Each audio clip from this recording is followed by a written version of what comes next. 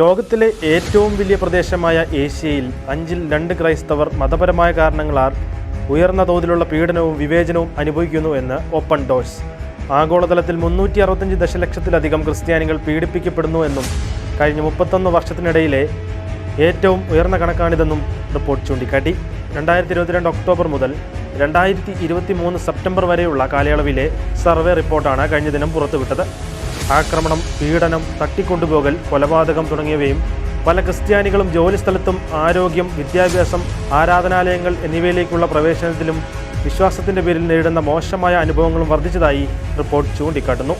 ഏഷ്യയിലും middle ഈസ്റ്റിലും ഉത്തര കൊറിയയ്ക്കൊപ്പം Yemen, Pakistan, Iran, Afghanistan, India, Syria, Saudi Arabia എന്നീ രാജ്യങ്ങളും പട്ടികയിലുണ്ട്. പട്ടികയിൽ 11ാം സ്ഥാനത്താണ് ഇന്ത്യ.